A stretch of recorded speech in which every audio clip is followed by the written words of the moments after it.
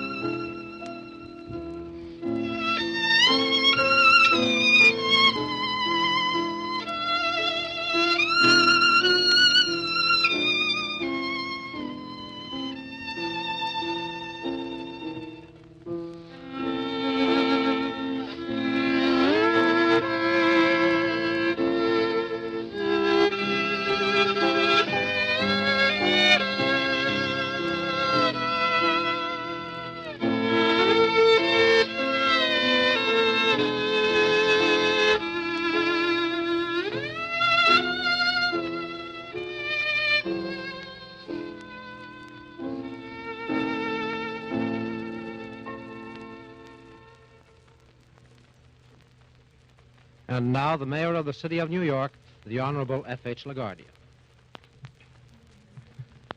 I've been honored to be asked to read a tribute to a great American, Nikola Tesla, written by another great American, Louis Адамич, both natives of what we know as Yugoslavia, but coming from different parts.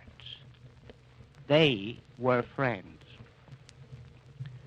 On last Thursday night, here in our city of New York, a man who was 87 years of age died in his humble hotel room.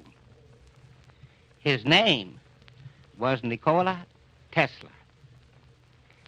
He died in poverty, but he was one of the most useful and successful men who ever lived. His achievements were great and are becoming greater as time goes on. Nikola Tesla could have amassed hundreds of millions of dollars, could have become the richest man in the country, in the world, if he wished for riches. He didn't. He did not care for anything, did not have time for anything that spelled success for too many people. Nikola Tesla was a great humanitarian, a pure scientific genius, a poet in science. He did extraordinary, amazing, miraculous things during his life among us. He did them simply to serve mankind. And for his services, he did not want anything. Money, he didn't care for it. Honor, who was anybody to honor anybody else? That was his attitude. Gratitude, he did not expect or demand. Nikola Tesla did not care to be paid for anything he did for the human race. He simply functioned according to his natural genius, which came to him in the land of his birth, Yugoslavia, as a son of his mother. Now, this extraordinary man is dead, or so they say. The papers on Friday told he died. His body was found still on the bed in his little hotel room in this city. And the newspapers published obituaries and editorials summarizing his life and work, and they told of his personal habits and eccentricities. Tesla, they say, is dead. In a funeral parlor in this city, there is all that is left of his person. The funeral services will be held on next Tuesday afternoon at 4 o'clock in the Cathedral of St. John. People will come, yes, many people. People from all walks of life, humble, unknown people, and people who are famous, scientists and industrialists and others. And then will be all right. It is the customary thing to do. But Tesla is not dead. Tesla is not really dead. Only his poor, wasted body has been stilled. The important part of Tesla lives in his achievement, which is great, almost beyond calculation, an integral part of our civilization, of our daily lives, of our current war effort. Today, we on this program do not mourn Tesla. We do not honor him, for we know that Nikola Tesla would not care for that. Why mourn Tesla? His life is a triumph.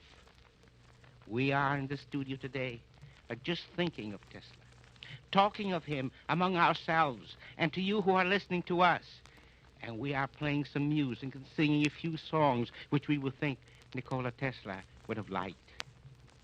We celebrate his achievement on earth, his great triumph, which is our triumph, the triumph of all the people of the world. We celebrate his contributions to our life, to the sum total of civilization and human potentialities in America and everywhere, which will be as permanent as man himself. We are talking about Nikola Tesla, celebrating the fact that we belong to the same species to which he belonged while he was among us. He is a feather in the cap of the whole human race, and Yugoslavia and America can be proud of him. A few years ago, a fellow scientist of Tesla's, Dr. A.B. Barrand, also an American, wrote about him in his book on the induction motor, the motor which owes its existence to Tesla, and which now is in the very center of nearly everything that moves on wheels in this country. Mr. Barrand said, were we to eliminate from our industrial world the result of Tesla's work, the wheels of industry would cease to turn, and our electric trains and cars would stop. Our towns would be dark, our mills and factories dead and idle. So far-reaching is his work that it has become the warp and woof of industry.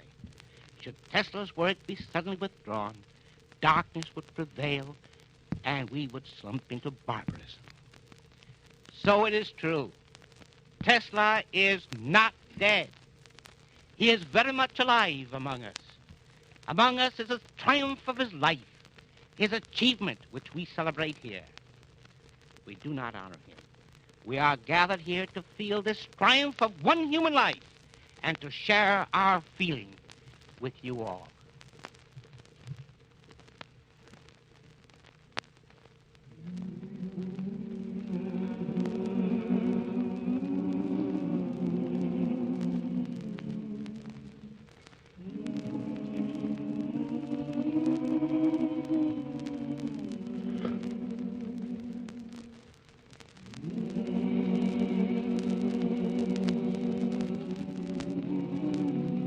Nikola Tesla was a man of the future. Always thinking ahead of his time, he predicted interplanetary communication and death rays that would make America impregnable from land, sea, and air, and war impossible. Not many years ago, he announced that he was working on a new tube that would produce radium for as little as $1 a pound. That's fantastic. Fantastic, unbelievable, impossible. That's what they said when Nikola Tesla predicted the advent of the radio many years before Marconi actually devised a workable radio. Tesla prophesied, "Someday we shall be as familiar with transmission of intelligence without wires, and someday we shall transmit power without using wires."